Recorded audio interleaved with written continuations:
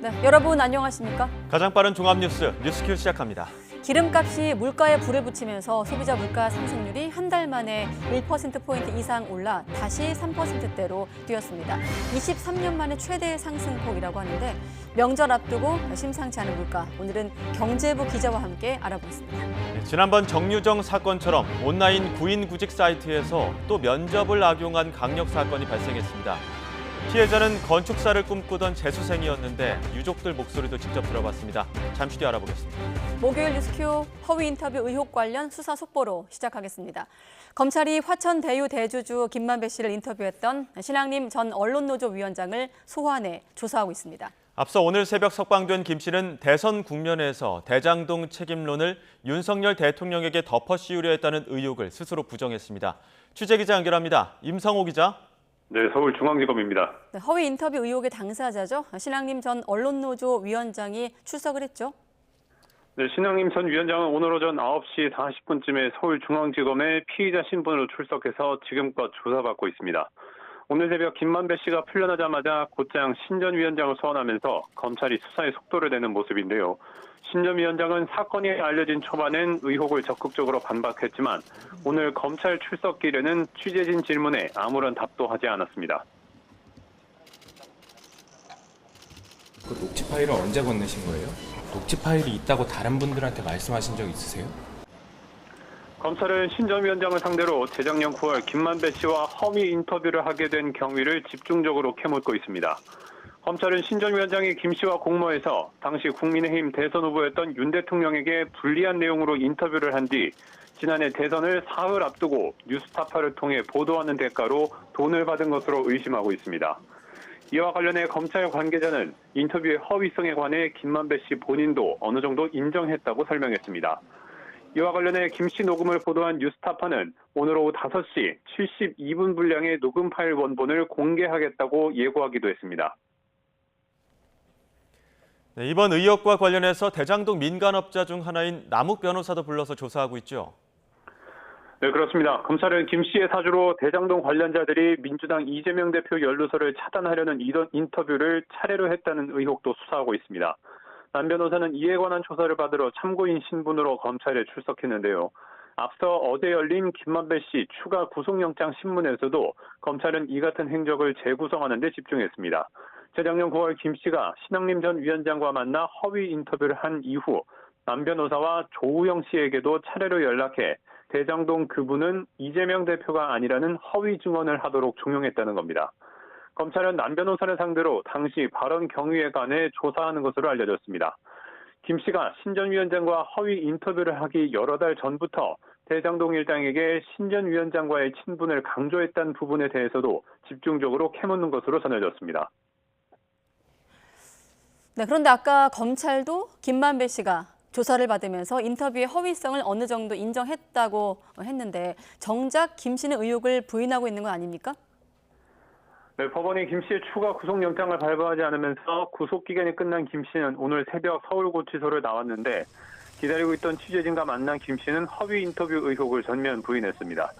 우선 2011년 부산저축은행 수사 당시 검사였던 윤석열 대통령이 대출 브로커 조우영 씨 수사를 무마해줬다는 취지로 주장한 데 대해선 당시 윤 대통령이 그만한 위치가 아니었다고 답했습니다. 신 전 위원장과의 인터뷰에서 주장한 윤 대통령의 수사 무마 의혹을 직접 부정한 건데요. 들어보겠습니다. 그 당시에 대검 중수 과장으로서 그런 영향력 있는 위치에 있지 않았다고 생각합니다. 이런 내용을 담은 인터뷰 녹취가 대선 사흘 전에 공개된 것이 대선 국면에 영향을 끼치려던 것 아니었느냐는 질문에도 선을 그었습니다. 대선 국면을 어떻게 바꾸려는 그런 의도는 없으시다고요? 제가 그렇게 능력 있는 사람은 아닙니다. 그럼 당시 대회가 녹취되고 있었던 것에 대해서는 전혀 몰랐어요? 예, 몰랐어요. 그거는 신앙림 선배가 저한테 사과해야 될 부분이라고 생각해요. 남욱 변호사와 조우영 씨에게 이재명이란 이름이 언급되면 안 된다며 허위 인터뷰를 종용했다는 의혹 역시 거듭 부인했습니다. 염려하는 차원에서 형으로서 몇 가지 당부를 한 것밖에는 없다는 겁니다. 김 씨가 풀려난 건 지난해 11월 만기 석방 이후 이번이 두 번째입니다. 김 씨 신병을 확보한 상태에서 허위 인터뷰 수사를 이어가려던 검찰 계획에도 일단은 차질이 불가피해졌습니다. 하지만 검찰은 이번 사건을 헌법상 민주주의의 근간인 선거제를 농단한 대선 개입 여론 조작 사건으로 규정하며 강력한 수사 의지를 드러냈습니다. 검찰은 허위 인터뷰 보도 과정의 전모와 배후 세력이 있는지를 수사하면서 김 씨 구속영장을 재청구할지 검토할 방침입니다. 지금까지 서울중앙지검에서 YTN 임성호입니다. 김만배 씨 허위 인터뷰 의혹을 둘러싼 정치권 공방도 격화하고 있습니다. 국민의힘은 김 씨와 신학림 전 언론노조 위원장 등을 형사 고발하며 반역죄 같은 거친 말로 비난했는데 더불어민주당은 국정 난맥상을 덮기 위한 공작이라고 반발하고 있습니다. 취재기자 연결합니다. 나혜인 기자. 네, 국회입니다. 네, 반역죄와 공작. 자, 우선 국민의힘 김만배 씨 인터뷰를 놓고 공세 수위를 계속 높이고 있습니다. 네, 이번 사안을 대선 공작 게이트로 규정한 국민의힘은 오늘 오전에 김만배 씨와 김 씨를 인터뷰했던 신학림 전 언론노조 위원장을 경찰에 고발했습니다. 대선 직전에 김 씨 육성을 보도했던 뉴스타파와 방송사 기자들까지 허위 보도를 해서 윤석열 대통령의 명예를 훼손했다는 이유로 고발했습니다. 오늘 엑스포 유치 홍보 등을 위해서 부산에서 최고위원회의를 연 당 지도부는 이번 사안이 국민 주권 찬탈 시도라며 거친 발언을 쏟아냈습니다. 당시 김 씨 인터뷰를 인용 보도한 방송사의 사과와 후속 조치를 요구하며 민주당과 이재명 대표를 겨냥해 뒷배가 누구냐고 따져 물었습니다. 정, 경, 검, 언, 사자 유착에 의한 국민 주권 찬탈 시도이자 민주공화국을 파괴하는 쿠데타 기도로서 사형에 처해야 할 만큼의 국가 반역죄입니다. 민주당은 오히려 공작은 대통령실과 여당이 하고 있다며 강하게 반발했습니다. 지난 대선 때 당 선대본부장을 지낸 우상호 의원은 라디오 인터뷰에서 언론인들 사이 금품이 오간 것과 민주당을 연결짓는 건 저열한 침소봉대라고 주장했습니다. 2년 동안 이 대표를 향한 검찰 수사가 잘 안 되고 국정 운영도 엉망이니 이를 타개하고자 언론 압박용으로 이번 사안을 활용하고 있다는 겁니다. 박성준 대변인은 국회에서 기자들과 만나 특검 도입을 주장했습니다. 국정의 난맥이고 어떤 문제가 있을 때는 이슈를 이슈로 덮고 국면 전환용 카드를 좀 쓰고 있는데 대장동과 관련해서는 저희가 12월에 특검 발의가 다시 되지 않습니까? 그럼 특검을 통해서 하고. 네, 그리고 정기국회 대정부 질문도 계속되고 있죠. 네, 사흘째인 오늘은 경제 분야 질의가 진행되고 있습니다. 한덕수 국무총리와 추경호 부총리 겸 기획재정부 장관 등이 참석한 가운데 시작부터 여야가 신경전을 벌이고 있습니다. 야당 의원들은 기재부의 세수 예측 실패와 기초과학 연구개발 예산 삭감을 비롯한 정부의 긴축 재정 정책을 집중적으로 비판했습니다. 또 법인세는 깎아주면서 서민 허리띠만 졸라맨다며 추가 경정 예산 편성을 거듭 요구하기도 했는데 한 총리는 재정 건전성이 지난 정부 때 나빠졌다는 취지로 답했다가 야당 의원들의 거센 항의를 받기도 했습니다. 반면 여당 의원들은 세계 잼버리 대회 파행 사태에 이어 불거진 새만금 개발 사업 예산의 적정성을 정부에 질의했습니다. 한덕수 국무총리는 잼버리와 새만금 예산은 별개라고 강조했지만 예산 삭감에 반발한 민주당 의원들의 항의가 이어졌고 전북 지역 의원들은 잠시 뒤 삭발식까지 예고했습니다. 오늘 대정부 질문에선 일본 오염수 방류에 관한 정부 대응과 양평고속도로 종점 변경 의혹 등도 도마 위에 오를 것으로 보입니다. 지금까지 국회에서 전해드렸습니다. 네, 그리고 쌍방울 대북 송금 의혹으로 소환을 통보받은 이재명 더불어민주당 대표가 결국 모레 검찰에 출석하겠다고 밝혔습니다. 쌍방울 대북 송금의 핵심 당사자인 이화영 전 경기도 평화부지사는 오늘 이재명 대표와 관련해 검찰에서 했던 진술은 일부 허위였다는 입장을 냈습니다. 취재기자 연결해 자세한 상황 알아보겠습니다. 우종훈 기자. 네, 사회부입니다. 네, 출석 날짜, 방식을 놓고 이재명 대표와 검찰의 신경전을 이어왔는데 결국 모레 조사가 확정이 된 겁니까? 네, 이재명 대표는 모레 오전 10시 수원지방검찰청에 출석할 예정입니다. 다음 주 출석을 희망했던 이 대표 측과 이번 주를 요구한 검찰의 신경전이 모레 조사를 받는 것으로 마무리된 겁니다. 앞서 이 대표 측은 대변인 브리핑을 통해 대정부 질문 기간 소환을 요구한 검찰에 유감을 표시하면서 소환에 당당히 맞서겠다고 밝혔습니다. 이 대표는 대정부 질문이 끝난 직후인 9일 토요일 검찰에 출석해 윤석열 정권의 무도한 소환에 당당히 맞설 것입니다. 제3자 뇌물 혐의로 검찰에 입건된 이 대표는 이전 사례들에 비춰봤을 때 진술 거부권을 행사할 가능성이 큽니다. 그러나 검찰은 이 대표를 상대로 김성태 전 쌍방울 회장 등의 진술과 국정원 등을 압수수색해 확보한 증거를 토대로 압박할 것으로 예상됩니다. 변수는 모레면 단식 열흘째가 되는 이 대표의 건강입니다. 앞서 이 대표의 건강을 고려해 이번 주 출석을 요구한 검찰은 조사가 조기 중단될 가능성도 배제할 수 없어 의료진을 대기시키는 것도 검토하는 것으로 알려졌습니다. 또 조사가 끝나면 백현동 특혜 의혹과 병합해 이 대표에 대한 구속영장을 청구할 가능성이 큽니다. 네, 그리고 이화영 전 경기도 평화부지사가 검찰에서 한 진술이 허위였다는 입장도 냈죠. 네, 이 전 부지사는 변호인을 통해 자필 진술서를 공개하고 이재명 대표와 관련해 검찰에서 한 진술은 허위였다고 주장했습니다. 앞서 이 전 부지사가 쌍방울 대북 송금과 관련해 당시 경기도지사였던 이 대표에게 보고했다고 검찰에서 진술한 사실이 알려지며 이 대표와 연결고리가 형성되는 게 아니냐는 관측이 나왔었는데요. 그랬던 이 전 부지사가 입장을 다시 번복한 겁니다. 이 전 부지사는 이화영과 경기도는 쌍방울의 김성태 전 회장 등에게 스마트팜 비용은 물론 이재명 지사의 방북 비용을 요청한 적이 결코 없다고 밝혔습니다. 이어 당시 이재명 지사에게 어떠한 보고도 한 적이 없고 김성태 전 회장과 전화 연결을 해준 사실도 없다고 덧붙였습니다. 이 전 부지사는 검찰에 허위 진술을 한 이유에 대해 김 전 회장 체포 이후 수사를 받는 과정에서 이재명 대표의 혐의를 인정하라는 집요한 압박을 받았다고 주장했습니다. 그러면서 추가 구속 기소 등 지속적 압박을 받으며 일부 허위 진술한 것이라며 진심으로 후회하고 있다고 전했습니다. 이에 대해 오늘 취임한 신봉수 신임 수원지방검찰청장은 이 전 부지사가 검찰에서 한 진술은 사실로 알고 있고 이 대표에 대한 수사는 원칙과 절차대로 진행한다는 뜻을 밝혔습니다. 지금까지 사회부에서 전해드렸습니다. 방송통신위원회가 지난 대선 과정에서 논란을 빚은 가짜뉴스 보도와 관련해 KBS와 MBC, JTBC의 팩트체크 시스템 실태 점검에 나섭니다. 방통위는 이번 실태 점검에서 해당 방송사가 재허가, 재승인 시 제출한 방송의 공정성과 객관성 확보 계획 이행 여부를 확인해 재허가, 재승인 조건 위반이 확인되면 시정명령을 내릴 계획입니다. 이번 실태 점검은 필요시 다른 지상파나 종편, 보도 채널로까지 확대할 수 있으며 특히 허위 보도 등 악의적 행위가 단 한 번이라도 적발될 경우 퇴출하는 원 스트라이크 아웃 제도 추진하겠다는 계획입니다. 경찰의 수사 종결권을 축소하고 검찰 수사권 확대를 골자로 하는 검경 수사준칙 개정안을 법무부가 입법 예고한 데 대해 시민단체가 반대하고 나섰습니다.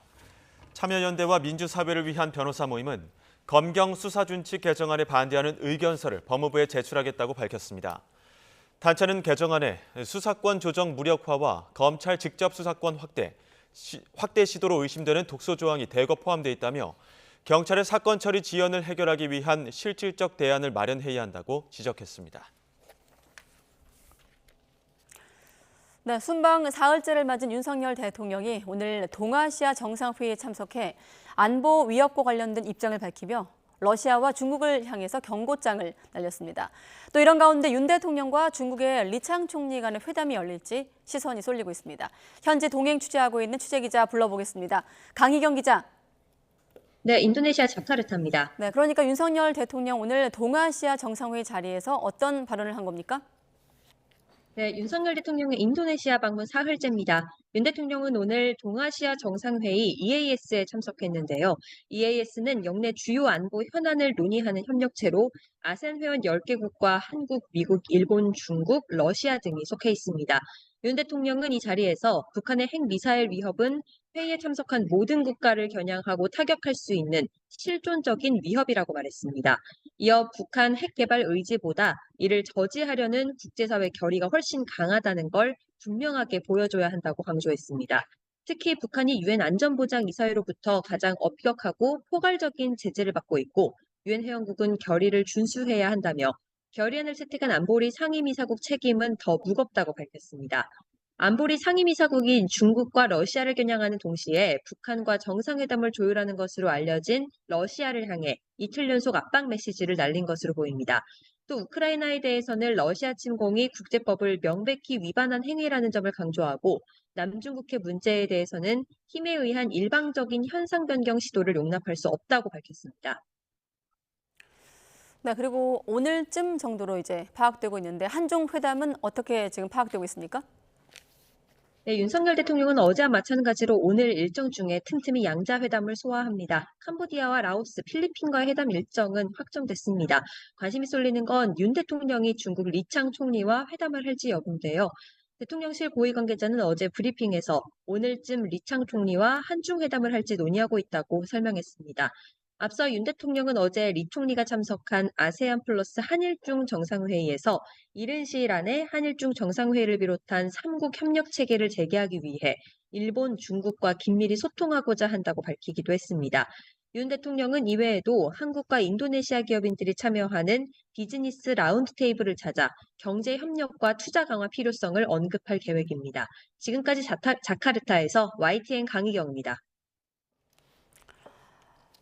네, 그리고 러시아 정부 관계자가 김정은 북한 국무위원장과 푸틴 러시아 대통령 간의 블라디보스토크 등에서 회담을 위한 조율이 진행되고 있다고 밝혔습니다.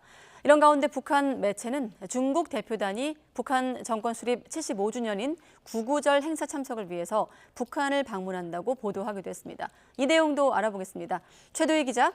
네, 통일외교 안보부입니다. 네, 우선 일본 NHK 방송이 러시아 정부 관계자를 인용해 보도를 했던데 북러 정상회담 관련 내용부터 전해주시죠. 네, NHK는 러시아 정부 관계자가 김정은 북한 국무위원장과 푸틴 러시아 대통령 간 정상회담을 러시아 극동 지역에서 개최하는 쪽으로 조율 중이라고 밝혔다고 보도했습니다. 이 관계자는 회담 장소로 블라디보스토크 앞바다 섬에 있는 극동 연방대학을 포함해 검토하고 있다고 설명했는데요. 이와 함께 북러 정상이 러시아 극동에 있는 군 관련 시설을 방문하는 방안도 검토하고 있는 것으로 알려졌습니다. 다만 러시아 관계자는 북한 측이 지금까지도 일정을 변경해 왔다고 언급하며 앞으로 회담 일정과 장소가 바뀔 가능성도 시사했습니다. 김 위원장은 푸틴 대통령과의 회담에서 러시아의 우크라이나 침공과 관련한 무기 거래 문제를 논의할 것으로 보이는데요. 앞서 미국 뉴욕타임스는 김 위원장이 오는 10일부터 13일까지 동방경제포럼 행사가 열리는 블라디보스토크 극동 연방대에서 푸틴 대통령과 회담할 가능성을 거론했습니다. 이와 관련해 외교부는 북한과 러시아의 인적 교류를 포함한 한반도 정세 관련 동향을 예의주시하고 있다고 밝혔는데요. 러시아와 북한 간의 교류 협력은 관련 안보리 결의를 준수하는 가운데 한반도 평화와 안정에 기여하는 방향으로 이루어져야 한다고 강조했습니다. 네, 그런가 하면 오늘 북한 매체 보도를 보면 또 중국에선 국무원의 부총리를 단장으로 하는 대표단을 파견하기로 했다고요? 네, 그렇습니다. 류거중 국무원 부총리를 단장으로 하는 중국 대표단이 오는 9일 열리는 북한의 구구절 행사 참석차 방북할 예정입니다.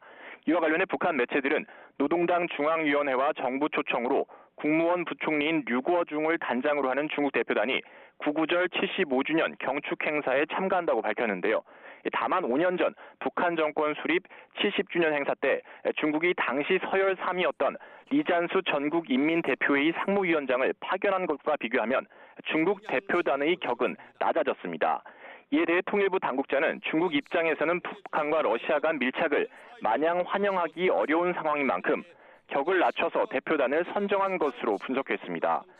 다만 류 부총리가 시진핑 중국 국가주석의 측근일 가능성이 있고 북한 문제에 대한 이해도가 높다는 점을 고려하면 이번 중국 대표단 방북은 북중 간 경제협력 분야에 초점을 맞춘 측면도 있는 것으로 평가했습니다. 이에 따라 시진핑 주석이 류 부총리를 통해 어떤 메시지를 던질지 관심인 가운데 북한 매체는 아직 러시아 대표단의 방북 여부에 대해선 보도하지 않았습니다.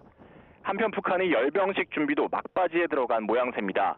상업 위성업체인 플래닛랩스가 지난 5일 촬영한 위성사진을 보면 김일성 광장의 서쪽과 동쪽 지대 전체가 인산인해를 이룬 모습이 포착됐는데요. 이와 관련해서 미국의 소리방송 VOA는 약 10만 명이 넘는 주민이 광장에 운집한 것으로 보인다고 보도했습니다. 지금까지 통일외교 안보부에서 YTN 최두입니다.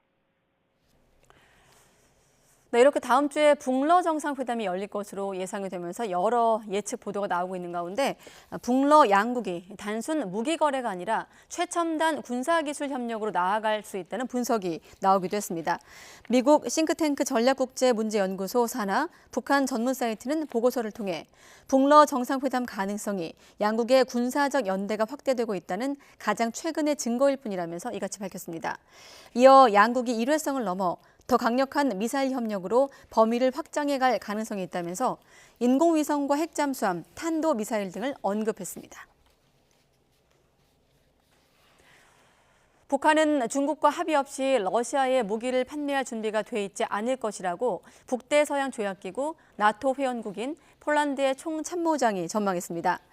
라이문드 안제이착 폴란드 총참모장은 어제 연례 경제포럼에 참석을 해 연설하며 이같이 주장했다고 영국 일간 가디언이 보도했습니다.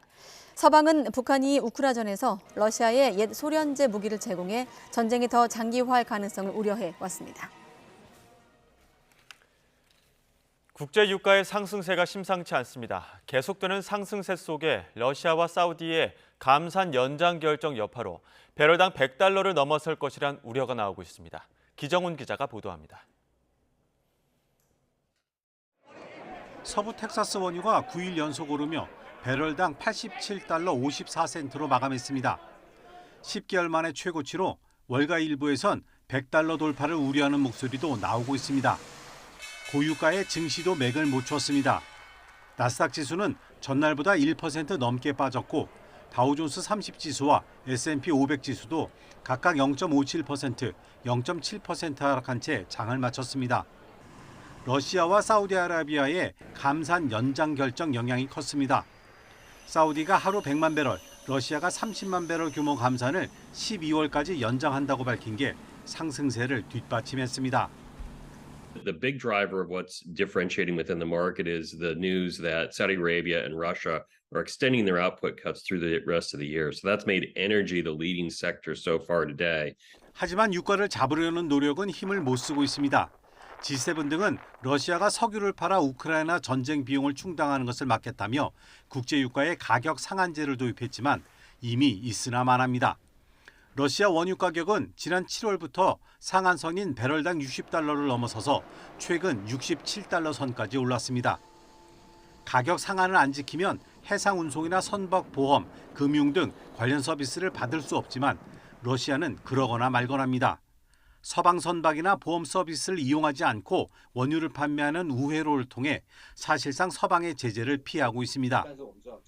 게다가 2달에 한 번씩 하기로 한 가격 상한선 재검토도 지난 3월 이후 한 번도 하지 않는 등 사실상 손 놓고 있는 상황이라 배럴당 $100의 우려가 우려로 끝나지 않을 가능성이 높아지고 있습니다. YTN 기정훈입니다. 예금은행이 대출 문턱을 낮추면서 지난 2분기 산업대출 증가폭이 확대됐습니다. 한국은행 자료를 보면 지난 2분기 말 기준 예금 취급기관의 산업별 대출금 잔액은 1,842.8조 원으로 지난 분기 말보다 24.3조 원 늘었고 증가폭이 3.5조 원 확대됐습니다. 한국은행은 예금은행의 완화적 대출 태도로 금리가 낮아지고 직접 금융의 이점이 상대적으로 줄면서 기업이 회사채 발행보다 은행 대출을 선호한 영향이라고 분석했습니다. 정부가 가계대출 급증 원인으로 50년 만기 주택담보대출을 꼽으면서 관련 판매 중단이 잇따르고 있습니다. 다만 이 같은 조치만으로는 가계빚 증가세를 막기 어렵다는 지적도 나옵니다. 이형원 기자입니다. 50년 만기 주택담보대출이 사라지고 있습니다. 지난달 NH농협은행은 한도 소진을 이유로 관련 대출을 없앴습니다. 이번 달 들어 기업은행은 최장 만기를 40년으로 줄였습니다. 한화생명을 시작으로 보험업계도 50년 만기 주담대 판매를 모두 중단했습니다. 금융당국이 가계대출 급증 원인으로 이 상품을 지목하자 업계가 호응한 셈입니다. 부동산 관계된 대출이 늘어나는 건 50년 만기 대출 같은 것들을 통해서 DSR 규제를 약간 회피하는 방향의 영향을 가진 것들, 이런 것들이 복합적으로 작용해서 지금 실제로 50년 만기 주택담보대출로 수요가 몰리면서 가계대출은 크게 늘었습니다. 지난달 말 5대 은행 가계대출 잔액은 680조 원이 훌쩍 넘습니다. 한 달 전보다 1조 6천억 원 가까이 늘어난 규모입니다. 신용대출은 줄었지만 50년 만기를 중심으로 주택담보대출이 2조 원 넘게 늘면서 전체 대출 증가세를 이끌었습니다. 다만 전문가들은 50년 만기 대출 중단만으로는 지금 같은 추세를 바꾸기 어렵다고 보고 있습니다. 제약을 하면은 조금 덜 나가기는 할 거라고 생각을 합니다. 근데 이제 이 부동산 가격들이 서울이 왔다 갔다 하는데 이런 수요적 요인을 이제 다 잡을 수 있을 것이냐, 그건 좀 아닌 것 같아서. 주택가격 상승 기대감이 고금리 부담을 넘어서고 있는 만큼 당분간 가계비 증가세가 계속될 것으로 내다보고 있습니다. YTN 이영훈입니다. 전국의 주간 매매가와 전세 가격이 동반 상승한 가운데 전세값 상승폭이 확대돼 역전세 우려를 다소 덜 수 있을 것으로 보입니다. 특히 비수도권 전세값이 지난해 5월 첫째 주일에 70주 만에 상승 전환했습니다. 한국부동산원이 발표한 9월 첫째 주 아파트 매매 전세 가격 동향을 보면 전국 매매 가격은 전주보다 0.07% 상승했으며 전세 가격도 0.09% 올랐습니다. 서울의 전세 가격은 0.17% 올라 지난주보다 상승폭을 키웠고 서울의 상승세의 수도권도 지난주보다 0.04%포인트 오른 0.18%의 상승률을 기록했습니다. 카드사 실적이 연일 악화하는 가운데 자금 조달 창구인 여전체 금리도 나날이 치솟고 있습니다. 이 때문에 업계에선 외화채 차입을 단계적으로 허용해야 한다는 목소리가 잇따르고 있습니다. 엄윤주 기자입니다. 소비자들에게 혜택이 많은 이른바 혜자카드가 줄줄이 단종되고 6개월 무이자 할부 서비스도 보기 어려워진 요즘. 배경에는 카드 업계의 수익성 악화가 있습니다. 실제로 올해 상반기 카드사들의 순이익은 지난해보다 10% 넘게 감소한 것으로 나타났습니다. 고금리의 조달 비용이 오른 영향이 가장 컸습니다. 고객의 카드 이용액 증가에 따른 수입보다 자금을 마련하는 데 드는 비용이 더 많이 든 겁니다. 여기에 부동산 PF 부실 우려와 새마을금고 사태까지 겹쳐 여전체 금리까지 다시 치솟으면서 카드사 입장에선 부담스러울 수밖에 없는 상황이 이어지고 있습니다. 이 때문에 업계에서는 정부가 해외 채권 차입의 신규 발행을 허용해 조달 구조를 다변화할 수 있도록 해줘야 한다는 주장이 잇따르고 있습니다. 지난 2015년 정부가 카드사의 외화 차입을 제한하는 행정 조치를 종료했지만 여전히 신규 발행에 한해서는 사실상 기재부의 승인을 얻어야 하기 때문입니다. 국내 전체 시장에서 차지하는 제2금융권의 그 채권 시장이 되게 미미하기 때문에 결국은 신규 조달을 위해서 해외로 눈을 돌릴 수밖에 없는 상황입니다. 기재부 승인 사항인 관계로 실제로 거의 불가능한 상황입니다. 하지만 지금처럼 원화 가치가 떨어지는 상황에서 외화 채권 도입을 자유롭게 하면 금융시장의 불안 요인을 키운다는 지적도 만만치 않습니다. 채권 발행을 통해서 조달된 달러는 금리 변동과 환율 변동에 따른 위험성을 증가시킬 수 있기 때문에 현재와 같은 수요가 증가했다 하더라도 이를 전면적으로 허용하는 데는 어려움이 있다고 생각됩니다. 이에 대해 기획재정부는 외화채 신규 발행을 무작정 막는 건 아니라면서도 거시 건전성에 미치는 영향을 고려해서 업계와 지속적으로 협의해 나가겠다고 설명했습니다. YTN 엄윤주입니다.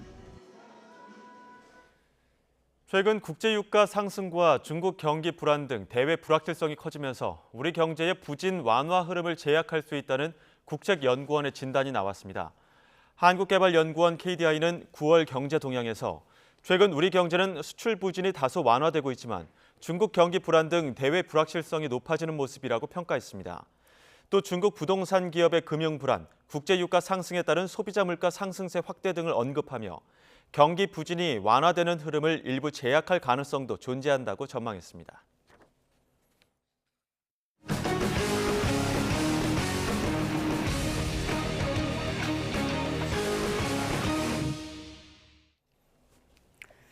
네, 다시 물가 얘기로 돌아와서 러시아와 사우디의 원유 감산 여파로 국제유가가 연일 오르는 가운데 국내 기름값도 상승세가 계속되고 있습니다. 기름값이 물가 전반을 끌어올리고 폭염과 침수 여파로 과일값도 껑충 튀면서 한가위 명절을 앞두고 서민들 부담이 큽니다. 경제부 양희력 기자와 함께 가파르게 오른 생활물가 짚어보겠습니다. 어서 오십시오.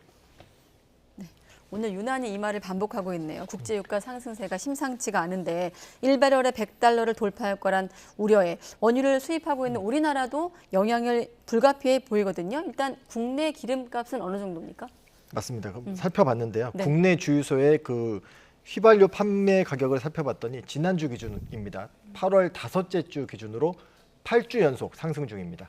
리터당 1,744.9원을 기록하면서 한 주 전보다 4.2원이 올랐습니다. 같은 기간 경유 판매 가격 역시 리터당 1,630원으로 한 주 전보다 12.3원이 올랐습니다. 이번 주에도 오름세는 계속되고 있습니다. 어제죠. 9월 6일자 전국 평균 휘발유값 데이터를 살펴봤더니요. 1,750원을 나타냈고 경유값은 1,642원을 넘어섰습니다. 문제는 국제유가가 국내 시장에 반영되기까지 2에서 3주 정도 시차가 걸린다는 점에 있습니다. 현재 국제유가가 오르고 있으니까 국내 기름값이 앞으로 더 오를 수 있다는 얘기입니다. 이 때문에 휘발유 가격이 1,800원대를 넘는 것은 물론이고 국내 휘발유 값과 경유값이 2,000원대를 돌파했었던 지난해 여름 같은 고유가가 재현되는 것 아니냐는 우려도 일각에선 나오고 있습니다. 시차를 두고 앞으로 조금 더 영향을 주겠지만 어찌됐든 기름값이 오른 물가 전반에 영향을 주지 않겠습니까? 맞습니다. 소비자 물가지수에도 어느 정도 영향을 미쳤죠? 그렇습니다. 지난달 소비자 물가 상승률이 엊그저께 발표가 됐습니다. 네. 1년 전 같은 달보다 3.4%가 올랐습니다. 올해 들어 둔화하기 시작하던 상승률이 지난 7월 25개월 만에 최저치인 2.3%를 기록했는데 한 달 만에 1.1%포인트가 껑충 뛰었습니다. 그래프를 보시면은 마지막 부분에 단위 3.4%가 네. 껑충 꺾어서 올라간 걸 보실 수 있는데요. 이런 수치는 2020년 9월 이후 23년 만에 최대 상승폭입니다. 원인은 뭐냐? 이따가 말씀드릴 과일값과 더불어서 최근 오름세인 기름값이 전체 물가를 끌어올렸다는 분석입니다. 그동안 물가 상승률이 둔화한 이후로 국제유가 하락으로 인한 석유류 가격 급락이 꼽히고 있습니다.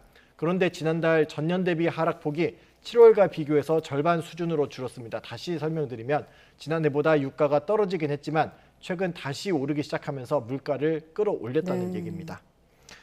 관련해서 인터뷰 한번 들어보시겠습니다.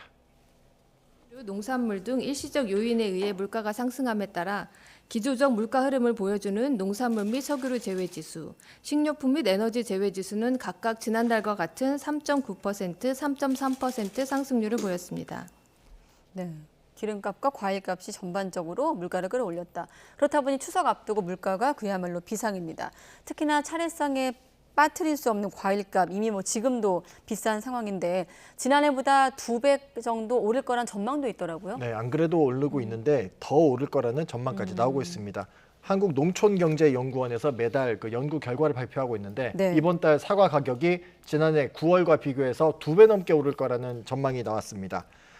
이번 달 홍로 10kg 도매 가격이 지난해 28,400원보다 오른 7만 원에서 7만 4천 원이 될 것으로 내다봤는데 쉽게 말해 지난해와 비교해서 2.4배에서 2.6배가 오를 거란 분석입니다.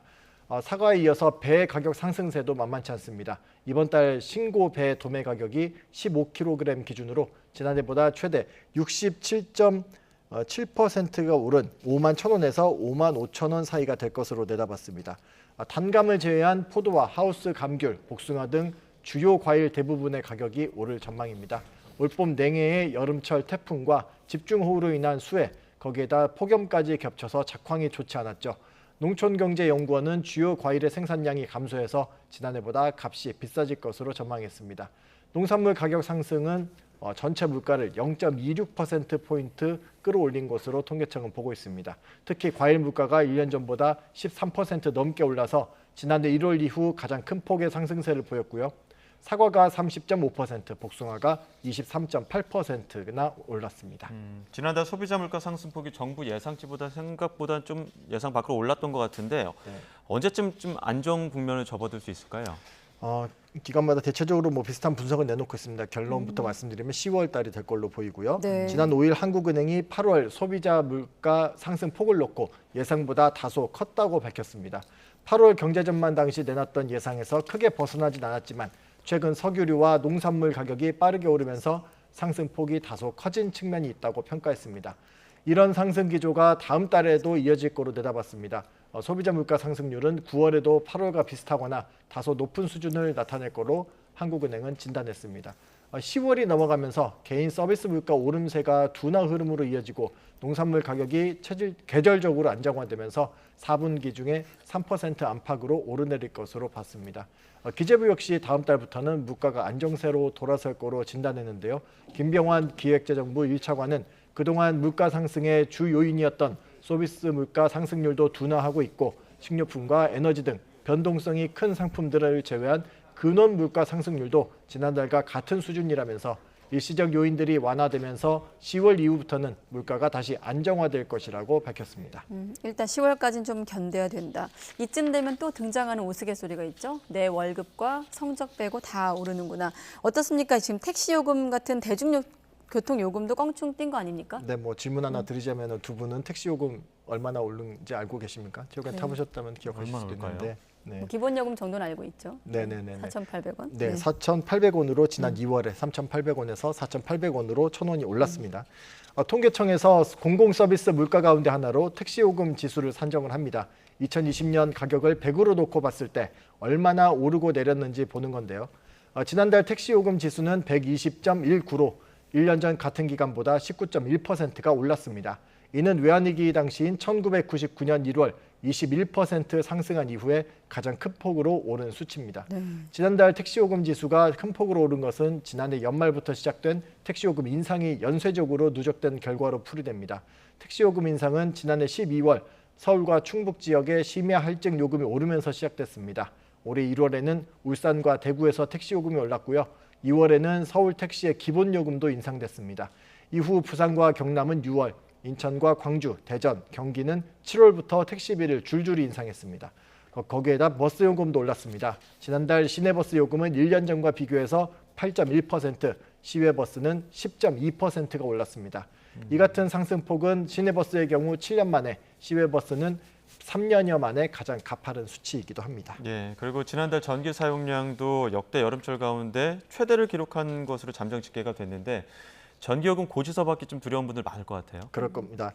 지난달 잠정 집계된 전력 거래소 수치를 봤더니 거래량이 5만 1,000 기가와트시에 이르렀습니다. 지난해 8월 5만, 2021년 8월에는 4만 8천 기가와트시보다 많은 양이고요. 역대 7, 8월 가운데에는 최대의 전기 거래량이기도 합니다. 전기 사용량이 급증한 원인은 역대 유례를 찾기 어려울 정도로 무더운 날씨에 있습니다. 서울 평균 기온이 27.2도, 2018년 이후 가장 높았습니다. 에어컨 사용이 그만큼 늘었을 거로 볼 수 있는데요. 게다가 전체 전기 사용량의 55%를 차지하는 산업계가 수출 부진에다 휴가 기간 등을 고려하면 8월 전기 사용이 어느 정도 정체했을 거로 추정되고 있습니다. 이 때문에 각 가정이나 소상공인들이 혹시 요금 폭탄을 맞는 것 아니냐는 걱정이 나오고 있습니다. 전기요금 고지서는 지역마다 차이는 있는데 이번 달 말쯤에 각 가정에 배달될 예정입니다. 네, 방금 전에 우리가 폭탄 반복하고 있는데 요금을 걷는 한전 입장에서는 좀 외면하고 싶은 단어 아니겠습니까? 자, 요금 폭탄 우려에 대해서는 어떤 입장입니까? 아무래도 반발이 클 수 있는 점에 대해서 우려를 많이 하고 있는 모습입니다. 아직 단정 지을 수 없다는 입장을 내놓고 있는데요. 네. 잠정 집계이자 아직 확정 전이라서 8월 전력거래소 전력 거래량이 증가했다고 해서 주택용과 일반용 사용량까지 급증했다고 결론 짓기는 아직 어렵다고 밝혔습니다. 또 확대 운영 중인 에너지 캐시백 제도도 언급했는데요. 주택용 전기 요금 부담 완화를 위해서 전기 사용량이 감소하면 요금을 깎아주는 제도를 시행하고 있어서 모든 가정이 부담이 늘었다고 볼 수는 없다고 설명하고 있습니다. 네. 한전은 7월 기준 에너지 캐시백 참여 세대의 47.1% 절반 가까이 되는 거죠. 사용량 절감에 성공했고 평균 20.2% 전기를 아꼈다고 파악하고 있습니다. 전기료도 그만큼 줄었다고 보고 있는 건데요. 다만 현재 한전은 누적 적자가 눈덩이처럼 불어난 상황입니다. 무려 47조 원에 달하고 있고 올해 예상되는 영업 손실 규모만 7조 원에 이릅니다. 앞서 언급했듯이 최근 유가 상승 등 에너지 가격이 오르는 추세를 고려하면 적자 구조에서 벗어나긴 어려울 수 있습니다. 그래서 전기요금 추가 인상 가능성이 변수로 남아있는 상황입니다. 그렇군요. 아까 정부가 예상한 게 맞다면 10월 이후엔 좀 물가 안정 뉴스를 들고 경제부 양희력 기자를 만났으면 좋겠습니다. 네, 경제부 양희력 기자였습니다. 수고했습니다.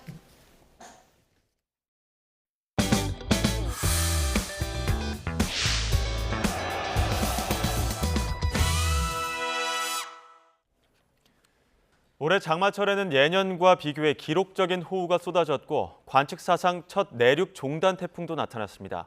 더위도 평년보다 심했는데 늦더위까지 기승을 부리면서 초가을까지 이어지고 있습니다. 취재기자 연결해 자세히 알아보겠습니다. 김민경 기자. 네, 김민경입니다. 네, 지난 여름 장마 기간에 비가 무척 많이 왔는데 분석 결과도 나왔다고요? 네, 그렇습니다. 기상청이 오늘 2023년 여름철 기후 분석을 발표했는데요. 지난 여름 전국 평균 강수량은 1018.5mm로 예년보다 약 300mm 많았습니다. 특히 장마철에 폭우가 잦았는데 남부지방은 강수량이 712.3mm로 전국 기상 관측이 시작된 이후 가장 많았습니다. 전국 강수량도 역대 3위에 올랐습니다. 우선 장마철 남부 폭우는 엘니뇨 영향이었습니다. 북태평양 고기압이 크게 확장하지 못하면서 장마 전선이 주로 남부지방에 머물렀기 때문입니다. 여기에 한반도를 남북으로 가로질렀던 첫 종단 태풍인 카눈도 영향을 줬습니다. 남부와 동해안에 300mm가 넘는 폭우가 쏟아졌는데 특히 속초에는 하루 동안 368.7mm의 비가 내려 지역 1강수량 1위를 기록했습니다. 비도 많이 왔지만 더위도 상당하지 않았습니까? 네, 그렇습니다. 지난 여름 전국 평균 기온은 24.7도로 예년보다 1도 높았습니다. 장마전선이 주로 남부에 머물며 중부 기온이 크게 오른 게 원인인데 특히 남부지방도 따뜻한 남풍이 불며 비가 내리는 와중에도 고온이 유지된 게 원인으로 분석됐습니다. 올해는 6월, 7월, 8월의 기온이 모두 예년보다 높았던 특징이 있는데요. 6월과 7월에는 예년보다 0.9도 높았던 반면 8월에는 무려 1.6도나 높았습니다. 북태평양 고기압의 가장자리에서 남풍이 유입되면서 늦여름에도 고온이 유지된 겁니다. 늦더위는 9월 초순까지도 이어지고 있는데요. 서울에 88년 만에 9월 열대야가 나타나고 한낮에는 30도를 넘는 무더위가 계속되고 있습니다. 기상청은 다음 주에도 남쪽 열대요란 영향을 받으며 후덥지근한 날씨가 이어질 걸로 전망했습니다. 따라서 가을다운 선선한 날씨는 9월 하순부터 본격 시작될 걸로 보입니다. 지금까지 문화생활과학부에서 YTN 김민경입니다.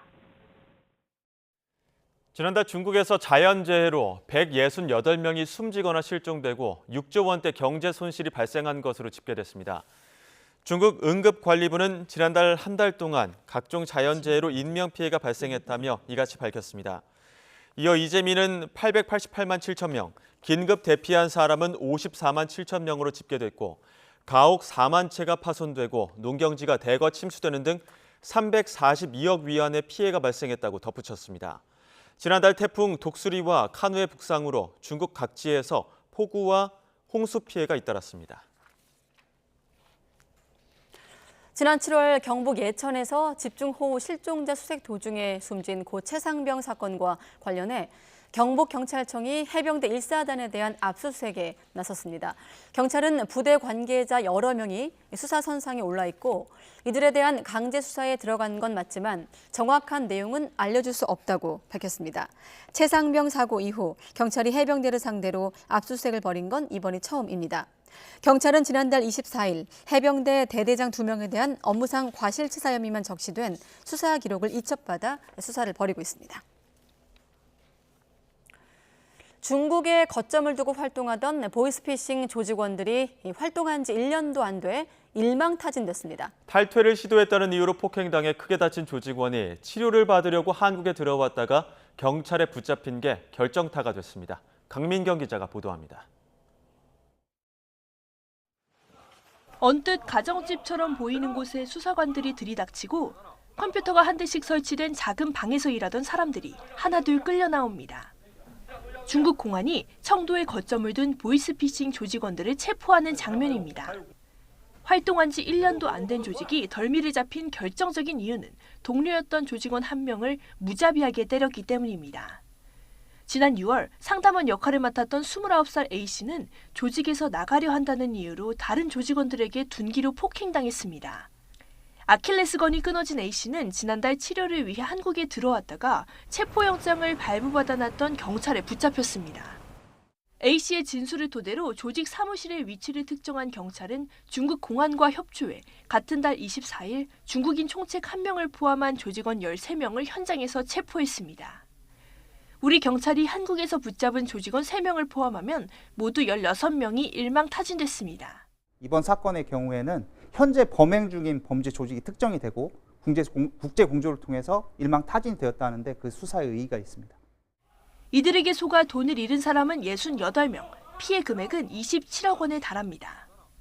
경찰은 조만간 중국 현지에서 검거된 한국인 피의자 10명에 대한 송환을 요청하고 범죄 수익금 환수를 위한 수사도 이어갈 계획입니다. YTN 강민경입니다. 오늘 새벽 3시쯤 경남 진주시 판문동 주택 창고에서 충전 중이던 1톤 전기 화물차에서 불이 나 차량과 창고가 물에 모두 탔습니다. 아내를 바다에 빠뜨린 뒤 돌을 던져 숨지게 한 30대 남편 A씨가 오늘 첫 재판에서 혐의를 인정했습니다. 앞서 A씨는 지난 7월 15일 새벽 3시쯤 인천시 중구 잠진도 제방에서 30대 아내를 떠밀어 바다에 빠뜨린 뒤 밖으로 나오지 못하게 돌을 던져 숨지게 한 혐의로 구속 기소됐습니다. 백화점 상품권에 투자하면 높은 수익을 보장하겠다고 속여 140억 원을 받아 가로챈 15,000명 규모의 인터넷 카페 운영자가 법정에서 사기 혐의를 부인했습니다. 지난 2019년부터 지난해 9월까지 인터넷 카페 회원 60여 명에게서 142억 원을 가로챈 혐의로 구속 기소된 50대 A씨는 인천지법에서 열린 첫 공판에서 피해 금액을 돌려줄 의사와 능력이 있었다며 혐의를 부인했습니다.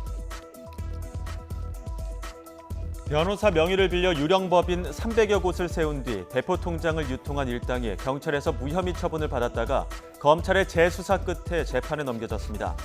인천지검은 2017년 11월부터 지난해 10월까지 유령법인 304곳을 세우고 법인 명의 대포 통장 504개를 개설한 뒤 무허가 인력 파견업체 9곳에 빌려준 혐의로 변호사 사무실 사무장 50살 남성 A씨 등 5명을 구속 기소했습니다.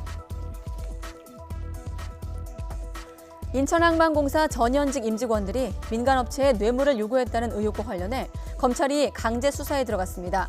인천지방검찰청은 오늘 인천항만공사 운영부사장실과 물류사업실 등을 압수수색해 컴퓨터와 사업 관련 서류 등을 확보했습니다. 택지 개발 사업을 위해 취득한 토지는 5년 뒤 환매권을 부여하는 토지보상법이 아니라 택지개발 촉진법을 적용해 환매권 요건을 정해야 한다는 대법원 판단이 나왔습니다. 대법원은 택지개발 촉진법이 다른 개발 방식보다 사업 준비에 더 오랜 시간이 걸리는 택지개발 특수성을 고려해 환매권 발생 조건을 규정하고 있다면서 법에 협의 취득에 관한 규정은 없지만 이를 유추 적용해야 한다고 봤습니다. 최근에 흉기 난동 사건이 잇따르자 경찰이 정신질환자에 대한 응급 입원 조치를 늘린 것으로 나타났습니다. 경기 남부경찰청은 서울 신림역에서 흉기 난동 사건이 발생한 지난 7월 21일 이후 40일 동안 응급 입원 조치 285건을 진행했다고 밝혔습니다. 이는 사건 발생 전 40일 동안 건수보다 31% 증가한 것이라고 경찰은 설명했습니다. 경찰관과 의사는 정신건강복지법에 따라 정신질환자로 추정되는 사람이 다른 사람을 해할 위험이 있다고 판단되면 최대 사흘 동안 응급 입원시킬 수 있습니다. 최근 교육 현장에서 선생님들이 극한 스트레스에 시달리고 있다는 소식 자주 접하게 되죠. 그런데 선생님들뿐만 아닙니다. 우리 아이들 또한 우울증에 시달리고 있다는 조사 결과가 나왔는데요. 최근 5년 사이 어린이 우울증이 2배 증가한 것으로 나타났습니다. 더불어민주당 김원희 의원이 교육부와 국민건강보험공단에서 제출받은 자료에 따르면 2018년 1,800여 명이던 6세에서 11세 우울증 진료 어린이가 2022년 3,500여 명으로 91.5% 증가했습니다. 팬데믹 전후로 극단적 선택을 한 초중고생의 수도 급격하게 늘었습니다. 2018년부터 2020년까지 한 해 140명가량이던 청소년들이 스스로 세상을 등졌는데요. 2021년부터 그 수가 늘면서 한 해 190명가량 극단적 선택을 한 것으로 나타났습니다.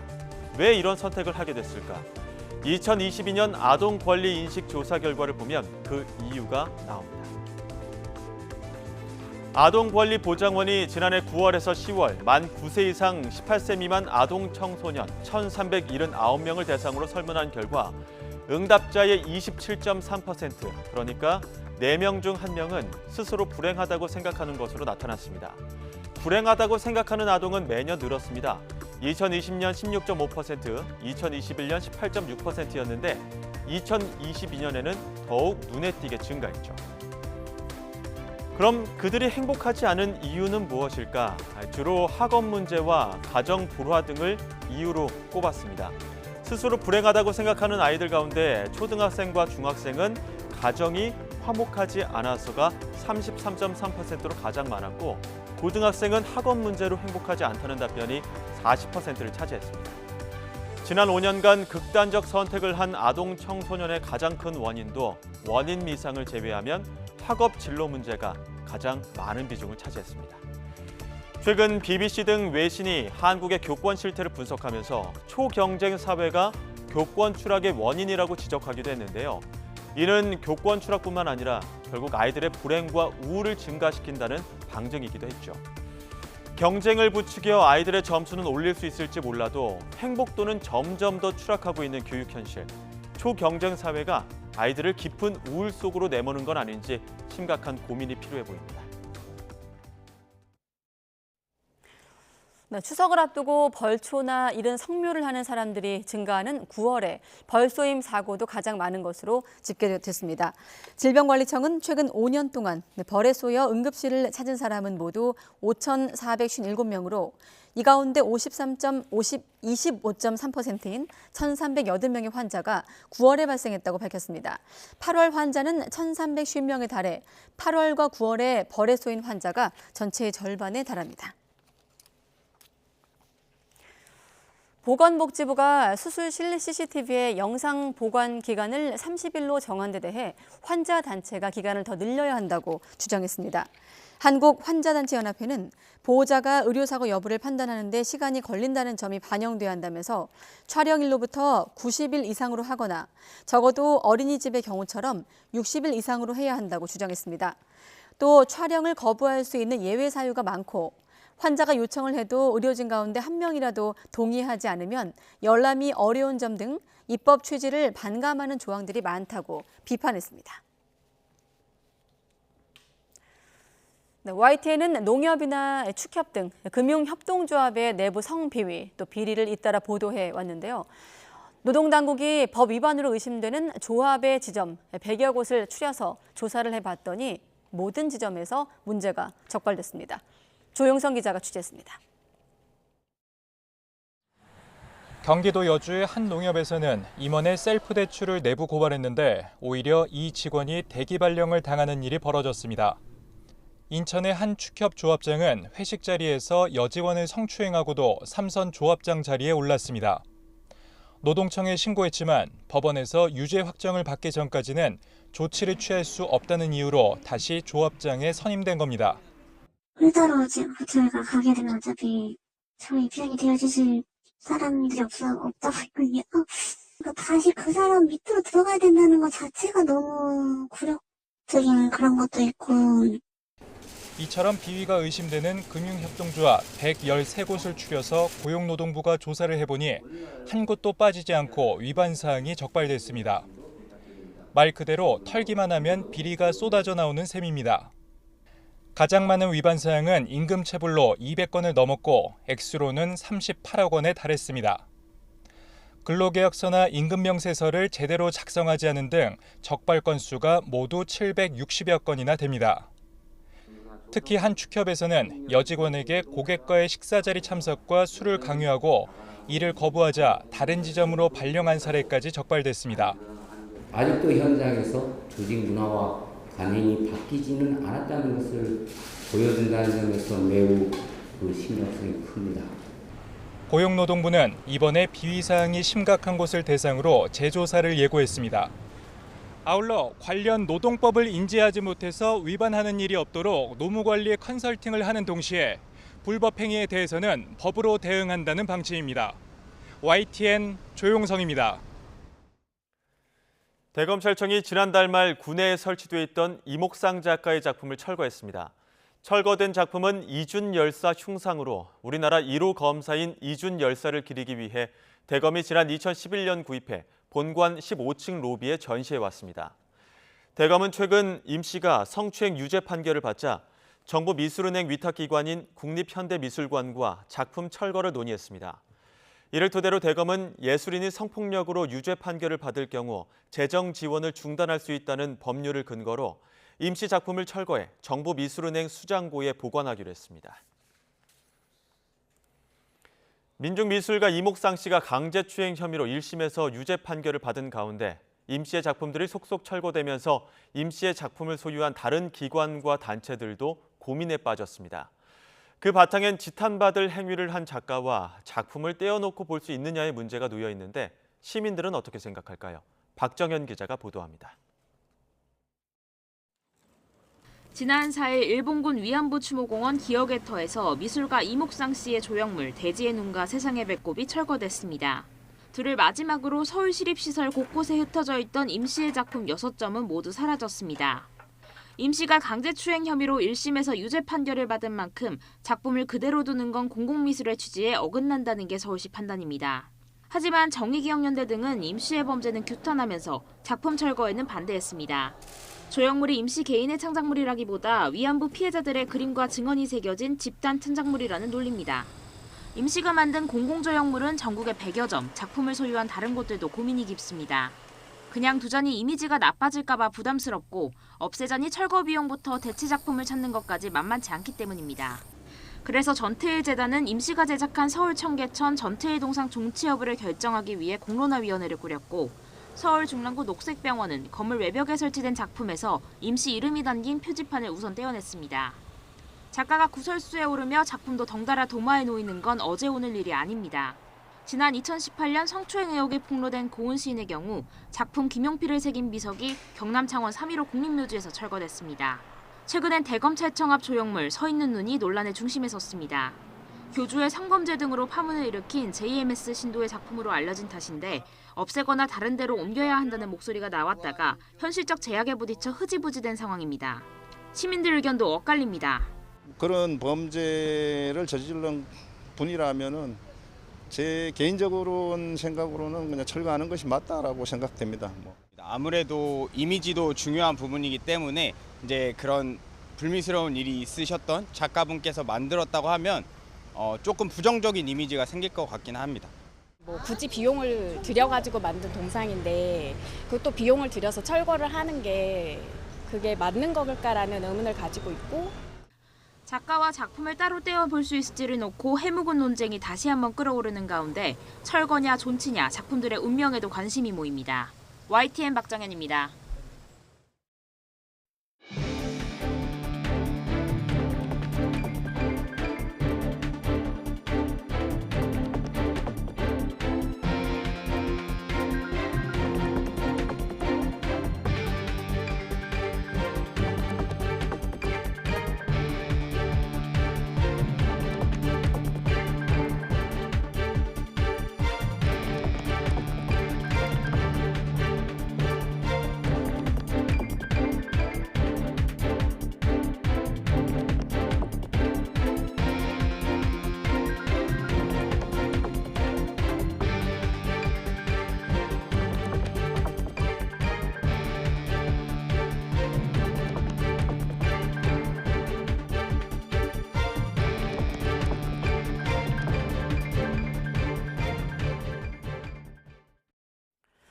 네, YTN 뉴스큐 이어가겠습니다. 불법 도박 사이트 60여 곳 자금을 관리해주는 대가로 무려 4천억 원을 챙긴 조직이 경찰에 적발됐습니다. 이른바 돈 세탁을 대신해 준 건데 이 조직을 거쳐간 도박 자금이 40조 원이 넘는다는 게 경찰 설명입니다. 차상은 기자의 보도입니다. 아파트 탁자 위에 스마트폰 수십 개가 빼곡히 놓여 있고 거실에는 컴퓨터 여러 대가 켜져 있습니다. 불법 도박 사이트 자금 관리 조직의 사무실 가운데 한 곳입니다. 돈을 주고 산 이른바 대포통장 425개로 도박 사이트 자금을 대신 관리해주다가 경찰에 적발됐습니다. 도박꾼들이 입금한 돈을 여러 계좌를 거치게 해 경찰 추적을 어렵게 만들고는 사이트 운영자 계좌로 다시 보내는 일을 했습니다.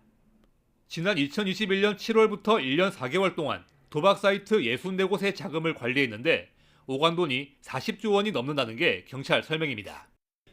여기서 자금관리 조직이 챙긴 수수료는 1%, 4천억 원 넘게 번 셈입니다. 조직은 전국 36개 지부를 갖추고 경찰 수사에 대비한 매뉴얼을 만들어 추적을 피해왔습니다. 행정강령 매뉴얼에는 텔레그램을 이용하라든지 수사기관의 압수를 대비해서 적시적시 모든 자료를 폐기하라든지 그런 매뉴얼을 제작해서 숙지시키도록 했습니다. 경찰은 도박 자금을 관리한 24명을 붙잡아 이 가운데 총책 20대 A씨 등 3명을 구속했습니다. 돈을 받고 조직의 통장을 넘긴 77명은 전자금융거래법 위반 혐의로 입건했습니다. 총책 A씨는 부산 해운대 초고가 아파트에 살며 이른바 슈퍼카를 타고 재력을 과시하다가 경찰 수사망에 걸려들었습니다. 경찰은 A씨가 암호화폐 지갑으로 빼돌린 돈이 300억 원에 달하는 것으로 보고 몰수를 추진하고 있지만 비밀번호를 알지 못해 어려움을 겪고 있습니다. 경찰은 한 사람의 이름으로 가상계좌 수백 개가 생성돼 범행에 악용됐다며 금융당국에 제도 개선을 건의하기로 했습니다. YTN 최상훈입니다. 네, 조금 전 검찰에서 속보가 들어와서 소개하겠습니다.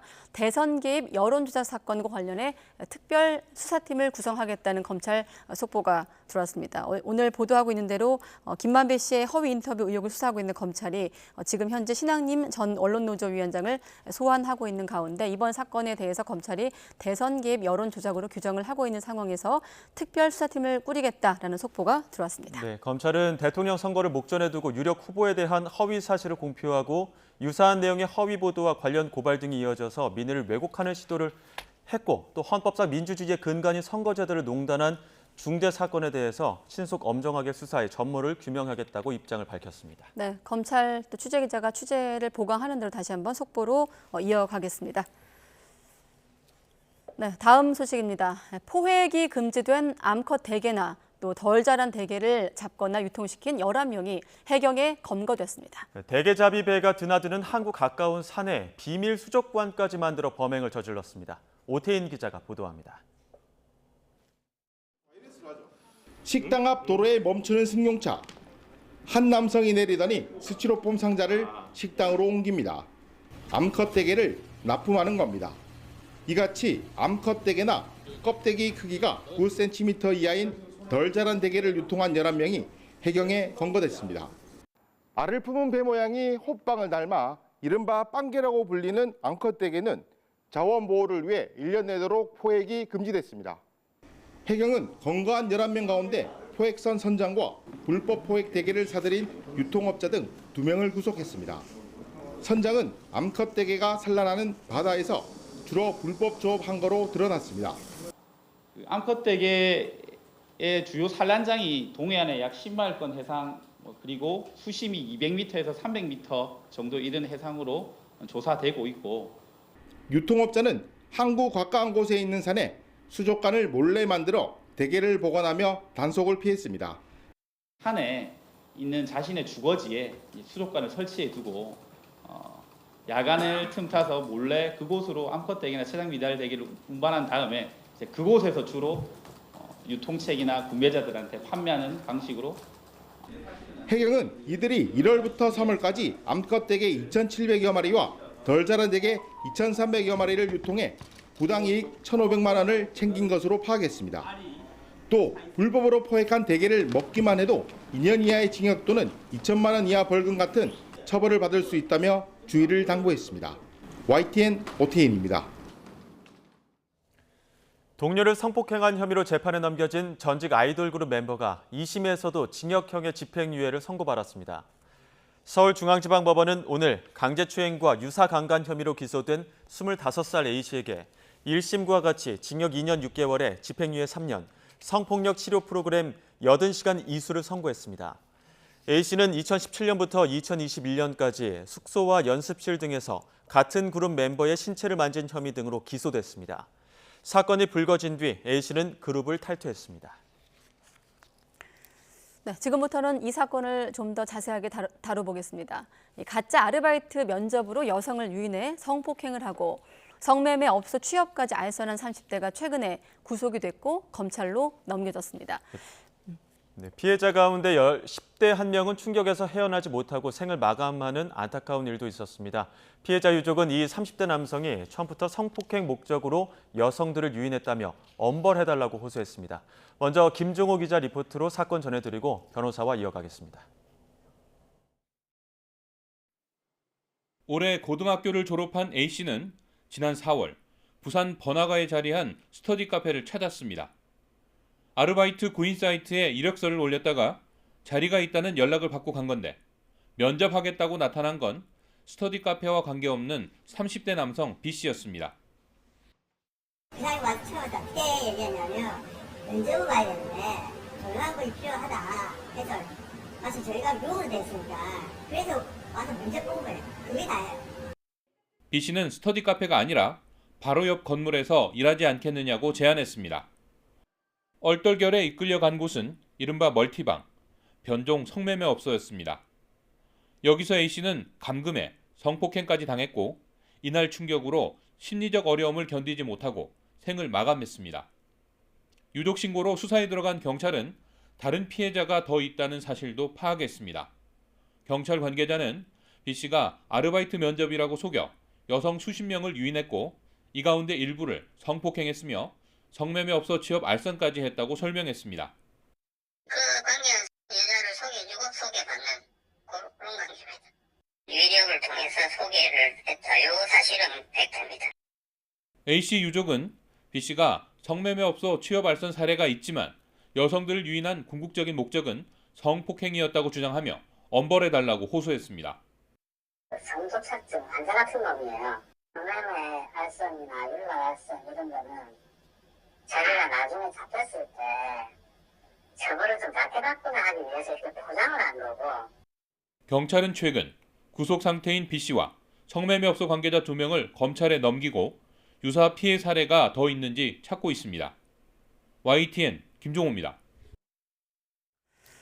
네, 그럼 계속해서 이 사건의 숨겨진 진실은 무엇이고 또 추가 피해자는 얼마나 더 있는 건지 밝혀야 할 게 많습니다. 네, 관련한 내용 포함한 사건 사고 김영미 변호사와 짚어보겠습니다. 어서 오십시오.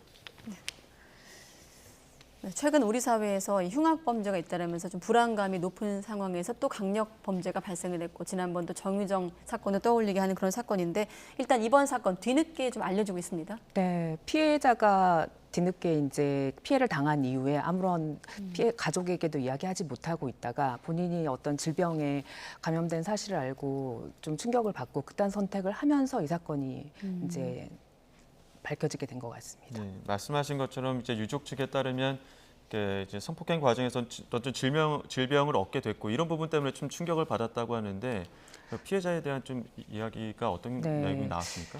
피해자가 처음에 이제 그 가해자로부터 성폭력 피해를 당한 이후에 몸에 네. 이상 징후를 느끼고 이상 징후 증상을 인터넷을 통해서 검색을 해보니 어떤 질환이 의심된다라고 되어 있고 그 질환이 전염이 될 수도 있다 이런 글을 보고 병원에 가서 진료를 받아봤더니 정말 그 질환이 맞다고 그 결과를 받아보고 너무 충격을 받고 가족들에게도 말도 못하고 미안한 마음에 스스로 생을 마감한 것 같습니다. 예.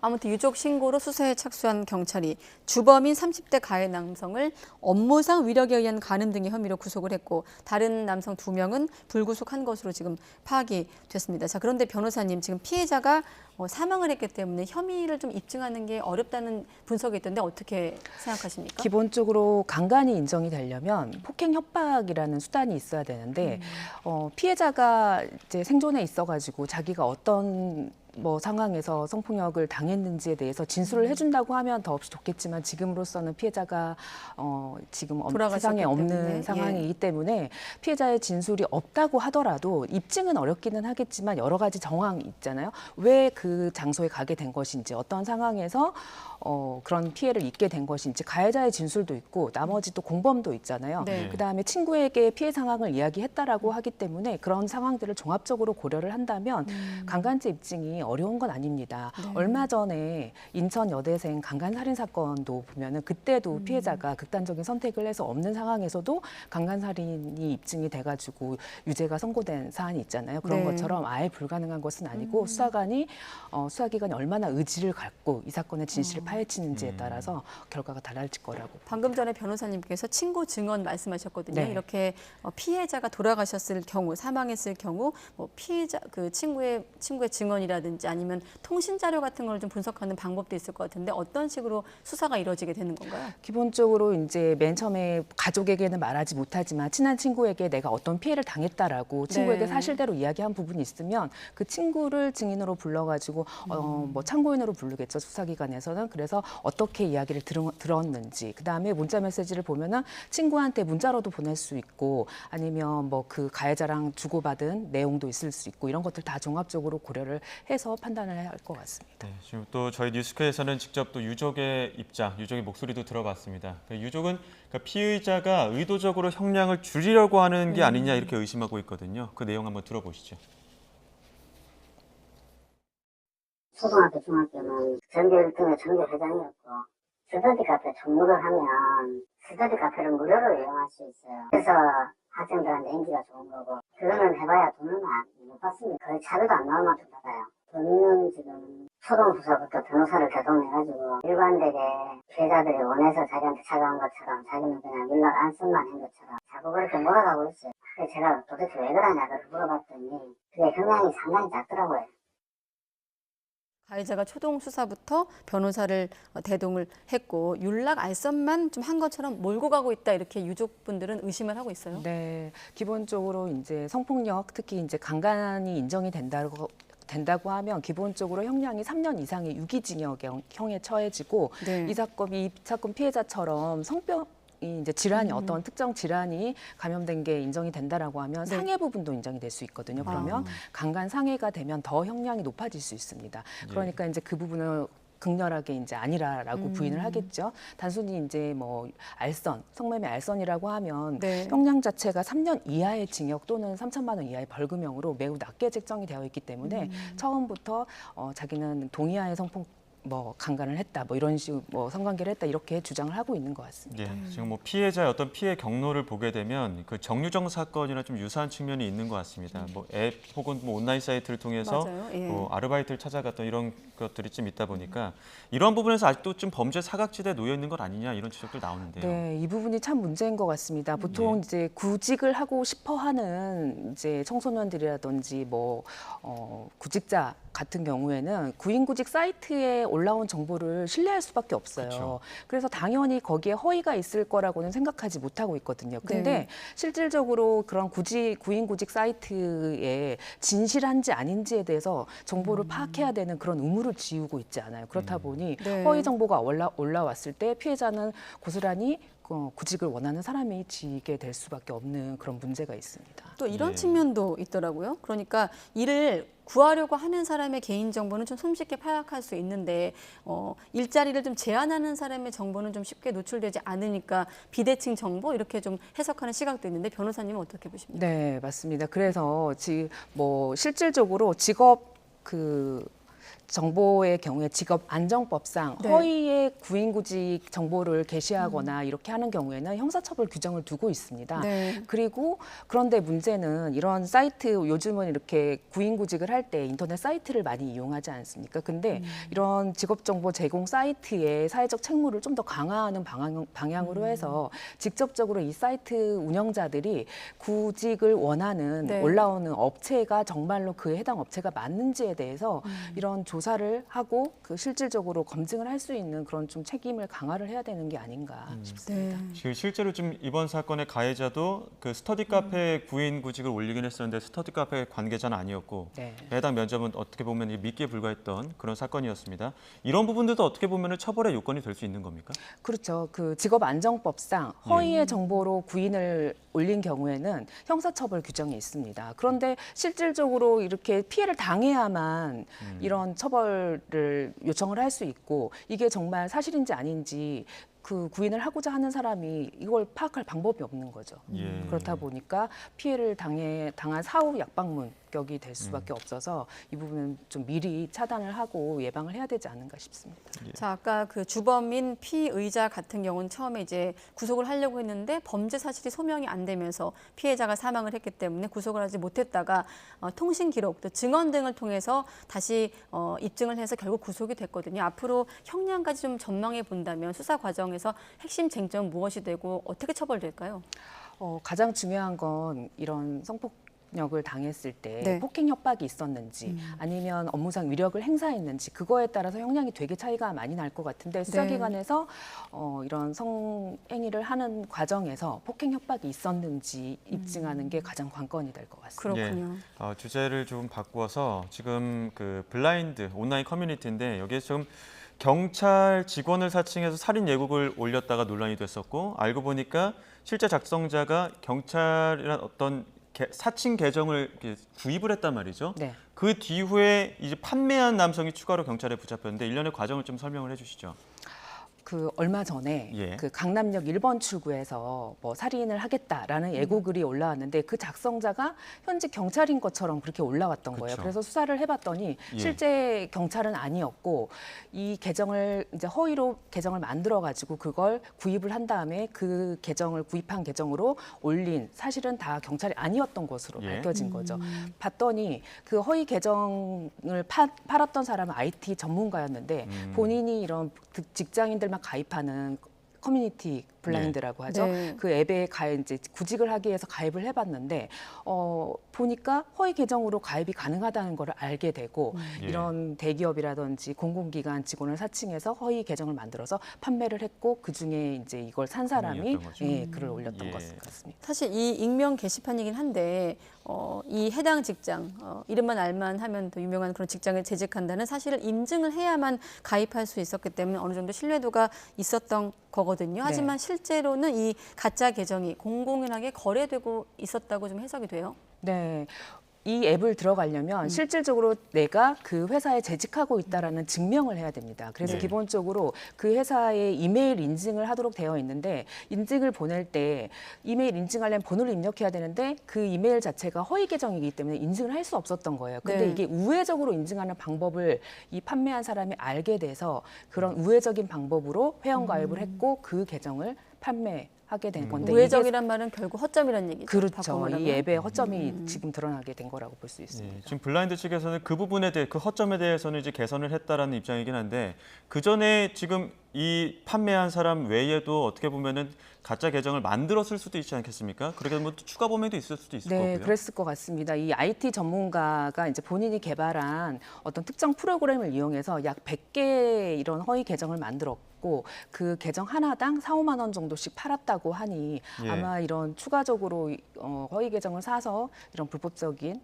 본인이 아님에도 불구하고 실질적으로 그 회사에 근무하지 않음에도 불구하고 이런 허위 글을 올린 사람이 사실은 한두 명이 아닐 것 같다라는 생각입니다. 경찰은 관련 자료 제공 요청하긴 했는데 그 회사 측에서 받기가 좀 여의치 않은 것 같더라고요. 지금 해당 블라인드 앱이 우리 국내 계정이 아니라 그 미국에 있는 회사에서 운영을 하고 있기 때문에 결국은 형사사법 공조를 통해서 그 정보를 받아야 되는데 이게 형사사법 공조를 요청한다고 해도 그쪽에서 제공하지 않으면 사실은 강제하기가 쉽지 않아서 수사기관이 정말 강력하게 지속적으로 계속 요청을 해야 되지 않을까 싶습니다. 네, 아까 구인구직 사이트도 그렇고 블라인드 앱도 그렇고 편리성과 익명성 뒤에 좀 허점이 많은 것 같습니다. 하나씩 좀 들여다볼 사각지대가 많은 것 같고 자 끝으로 이건 좀 한번 생각을 해봐야 되는 기사인데 검찰의 기소유예 부분을 헌법재판소가 취소를 했습니다. 네. 결론은 정당방위다. 이번 사건에 대해서 한번 설명을 해주시죠. 네. 2001년에 이제 부부가 말다툼을 하다가 아내가 이제 남편의 폭력에 맞서가지고 112에 도움을 요청하기 위해서 남편이 가지고 있는 휴대폰을 빼앗는 과정에서 이제 몸싸움을 하다가 결국은 남편이 계속 주지 않고 일방적 폭행을 당하다 보니 휴대폰을 빼앗기 위해서 손톱으로 이제 팔 부분을 핥힌 사건이 있었습니다. 근데 거기에 대해서 이제 남편도 쌍방으로 고소를 하게 됐고 이 수사기관이 이제 검찰이 폭행죄에 대해서 혐의가 있다라고 보고 기소유예 처분을 한 그러니까 것입니다. 지금 조금 전 나갔던 자막, 남편 폭력을 막으려다가 쌍방 폭행 피해자가 된 아내, 여기까지는 검찰 판단이었어요? 네, 그렇습니다. 근데 이제 이게 검찰이 봤을 때는 기소유예라는 게 혐의는 일단은 있다라고 인정을 한 거잖아요. 이런 네. 부분에 대해서는 어떻게 보십니까? 그래서 이제 검찰은 혐의가 있다라고 보고 폭행에 대해서 기소유예를 했는데 피해자 입장에서는 너무 억울한 거죠. 아내 입장에서는 예. 나는 그 남편의 엄청 큰 폭력에 저항하기 위해서 내가 소극적으로 저항 행위를 한 것인데 나도 똑같이 유죄는 아니지만 기본적으로 혐의가 있다라고 보고 예. 기소유예를 한 게 부당하다라고 선법 소원을 제기했고 이제 헌법재판소에서는 이거는 소극적인 저항 행위이기 때문에 정당방위에 해당한다라고 하고 기소유예를 취소하라라고 결정을 내린 것입니다. 그러니까 혐의는 인정되지만 여러 정황을 고려해서 피의자를 재판에 넘기지는 않겠다. 그렇죠. 자, 기소유예 처분이었던 것 같은데, 자, 이번 사건이 좀 주목받는 이유 중에 하나가 아까 정당방위를 말씀하셨는데 그걸 인정하는 범위를 좀 확대하는 그런 추세 속에서 나온 판단이거든요. 이게 점점 더 확대되어야 합니다. 사실 이렇게 이 사건 지금 어떻게 보면 아내 입장에서 네. 본인이 최종적으로 그 혐의가 없다라고 인정을 받기까지 얼마나 긴 시간을 거치고 그다음에 결국은 헌법재판소에까지 가서야 정당방위를 인정받게 된 거잖아요. 네. 그만큼 정당방위 인정 요건이 매우 엄격하고 수사기관이나 법원에서도 정당방위를 잘 인정을 안 해줍니다. 그래서 점점 더 이런 정당방위 인정하는 추세가 좀 확대되어야 되지 않을까 그럼 싶습니다. 바꿔서 정당방위를 제한하는 또 배경은 어떤 논리인가요? 일단 그 서로 쌍방으로 폭행이 있을 경우에 어느 한쪽이 되게 엄청 큰 폭력을 행사하고 상대방은 저항할 수밖에 없는데 우리가 저항을 할 때 힘의 세기가 좀 더 강해질 수밖에 없잖아요. 그럼 나도 모르게 밀치는 행위가 있을 수 있는데 이 밀치는 행위가 단순히 저항이 아니라 공격을 했다. 이렇게 판단을 하는 거죠. 네, 알겠습니다. 여기까지 알아보겠습니다. 오늘은 사건 사고 김영미 변호사와 함께했습니다. 고맙습니다, 변호사님. 네, 감사합니다.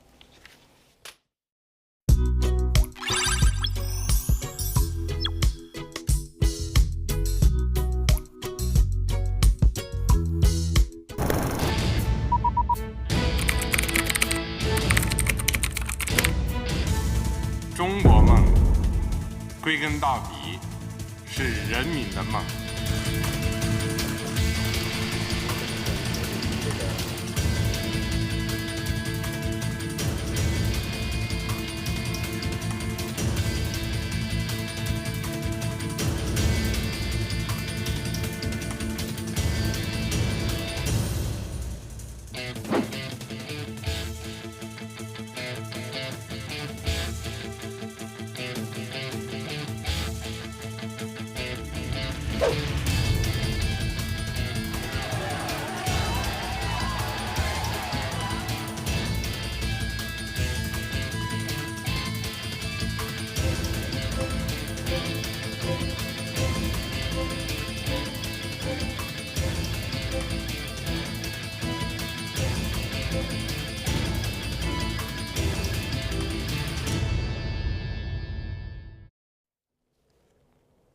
네, 10년을 맞은 중국의 1대1로 보셨습니다만 중국의 수출이 마이너스 흐름을 벗어나지 못하고 있습니다. 중국의 해관 총선은 8월 수출액이 지난해 같은 기간보다 8.8% 줄었다고 밝혔습니다. 두 자릿수 감소를 기록했던 6월, 또 7월에 비하면 다소 개선된 것으로 시장 전망치인 마이너스 9.8%보다도 높았습니다. 같은 기간 수입은 7.3% 감소했고 수입 증가율 역시 전달과 전망치를 모두 웃돌았습니다. 일본 정부는 인도네시아 자카르타에서 열린 아세안 정상회의에서 일본과 중국 총리가 대화를 나눈 것과 관련해 건설적이고 안정적인 중일 관계 구축을 위해 매우 중요하다고 평가했습니다. 일본 정부 대변인인 마스노 히로카즈 관방장관은 오전 기자회견에서 이같이 밝히며 오염수 방류에 대한 중국의 반발에는 중국 측과 대화를 거듭하겠다고 밝혔습니다. 이어 오염수 방류 개시 이후 일본산 수산물 수입을 전면 금지한 중국에 대해 즉각 철폐를 계속해 요구하고 있다고 강조했습니다. 이에 대해 요미우리 신문은 리창 중국 총리가 일본에 대해 국제적 의무를 충실하게 이행해야 한다고 요구했지만 비판적인 톤은 억제했다고 보도했습니다. 또 리 총리는 중국과 아세안 회원국 간의 정상회의에선 오염수 문제를 거론하지 않았습니다. 일본 외무성 관계자는 리 총리의 비판의 톤이 예상을 벗어나지 않았다면서 중국 측은 들어 올린 주먹을 내려놓을 타이밍을 고르고 있다고 말했습니다. 김정은 북한 국무위원장의 러시아 방문 가능성이 제기된 가운데 이 방문이 성사되면 러시아가 대북 제재 해제를 선언할 것이라고 친러시아계 정치 전문가가 전망했습니다. 러시아 여당 소속으로 연방 하원 의원을 지낸 정치학자 세르게이 마카로프는 러시아의 대북 제재 해제 선언은 북한 탄약의 대량 공급과 러시아의 식량 제공, 군사기술 이전 가능성을 열어줄 것이라며 이같이 관측했습니다. 또 러시아가 안보리 결의에서 탈퇴해 대북 제재 해제를 선언하면 북러 간 무기 거래도 가능하며 북러 정상회담에서 북한이 러시아군 지원을 위해 우크라이나에 의용군을 파견하는 문제도 논의될 수 있다고 전망했습니다. 국토교통부가 무량판 구조가 적용된 민간 아파트에 대한 전수조사에 착수한 지 한 달이 지났습니다. 이런 안전점검이 요식행위에 그치진 않을지, 또 결과는 언제쯤 나오는 건지 입주민들의 불안은 여전합니다. 점검이 어떻게 이루어지고 있는지 윤혜리 기자가 현장을 취재했습니다. 지난해 9월 300여 세대가 입주를 마친 경기 고양시 덕양구에 있는 아파트 단지입니다. 지하주차장에 무량판 구조가 적용돼 이번 국토부 전수조사 대상에 포함됐습니다. 먼저 구조 개선서를 통해 설계 하중이 적정한지 안전성을 검토합니다.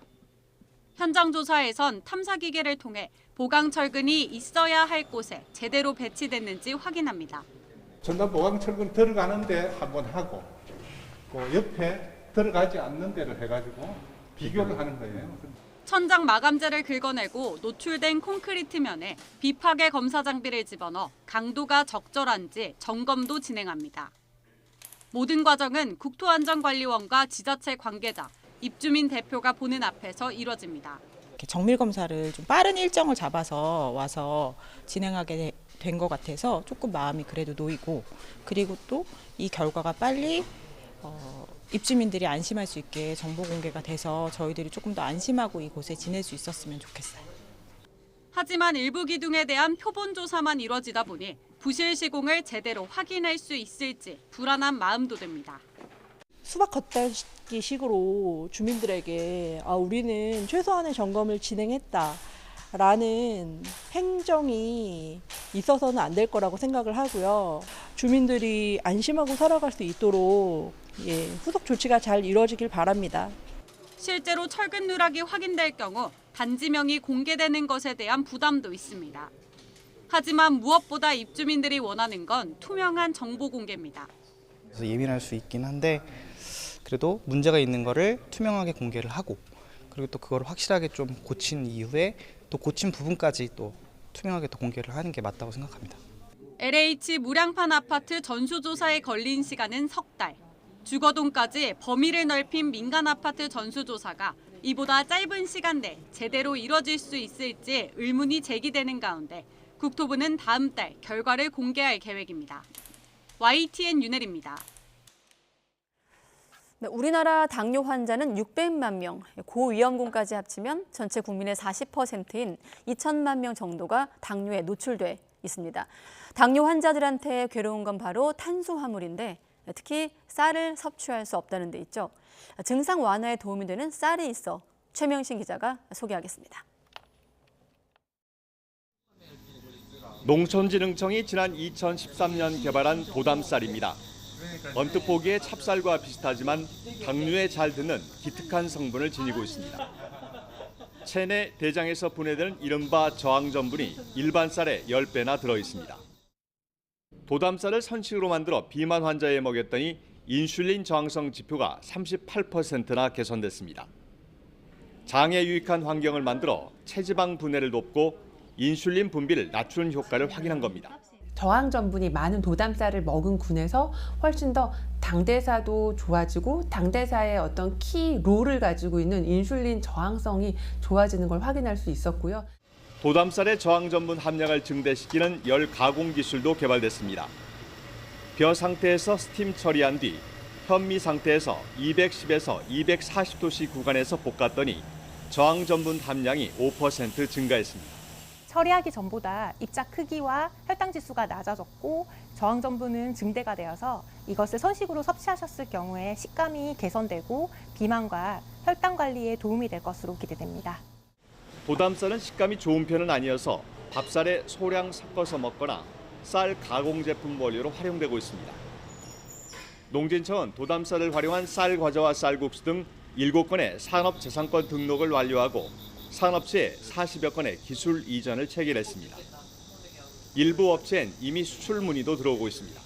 다이어트나 당뇨기라 특성화된 쌀들을 찾는 사람들이 많아서 아마 앞으로도 더 바람과 함께 도담쌀 쉐이크가 훨씬 더 인기를 갖고 더 증가할 것 같고요. 농진청은 국산쌀이 높은 부가가치를 지닌 가공식품으로 재탄생할 수 있도록 기능성 연구를 다양화한다는 계획입니다. YTN 최명신입니다. 오영주 외교부 2차관이 정부가 공적 개발 원조 ODA 규모를 지속적으로 확대하겠다는 약속을 충실하게 이행하고 ODA가 개발도상국 내 투자 등 민간 재원의 촉진제가 될 수 있도록 혁신적인 방안을 모색할 것이라고 강조했습니다. 오 차관은 외교부와 한국국제협력단, 코이카가 함께 개최한 ODA 국제회의 환영사를 통해 정부가 올해 전년 대비 21.3% 증액에 이어 내년에도 올해 대비 45%를 늘린 6조 5천억 원 규모의 ODA 예산안을 국회에 제출했다면서 이같이 밝혔습니다. 클린스만 감독이 이끄는 축구대표팀이 내일 새벽 웨일스와 격돌합니다. 아직 4경기째 승리가 없는 만큼 첫 승이 간절한데요. 관전 포인트 이경재 기자가 짚어봤습니다. 손흥민은 런던에서 기차로, 황희찬은 울버햄튼에서 자동차를 타고 차례로 카디프시티에 도착합니다. 안녕하세요. 모처럼 가까운 곳에서 열리는 A매치에 유럽파 선수들은 몸과 마음이 한결 가볍습니다. 훨씬 더 좋죠. 이제 한국에서 오는 선수들이 조금 이제 걱정되죠. 유럽파 선수들의 경기력은 뚜렷한 상승세입니다. 해트를 작성한 손흥민부터 변함없이 팀의 주축인 김민재와 이재성, 게다가 부상이 걱정이었던 황희찬과 조규성도 나란히 공격 포인트를 기록하고 건강하게 대표팀에 합류했습니다. 계약 문제로 위기에 빠졌던 황인범은 새 소속팀을 찾아 안정을 찾았습니다. 새 얼굴들의 활약 여부도 관심입니다. 29살에 늦가기로 첫 태극마크를 단 이순민은 평소처럼 밀가루 음식을 빼달라고 대표팀이 요청하는 등 첫 훈련부터 출전 의지를 불태우고 있고 제2의 김미지로 꼽히는 10대 김지수도 20세 이하 대표팀에서의 활약을 이어가겠다는 각오입니다. 설레죠. 설레고 다 배울 게 많은 선수들이고 또 많이 배워서 가야죠. 저도 잘해야 되고. 대표팀의 정식 코치로 승격된 차두리 코치도 처음으로 훈련장에서 선수들과 손발을 맞췄습니다.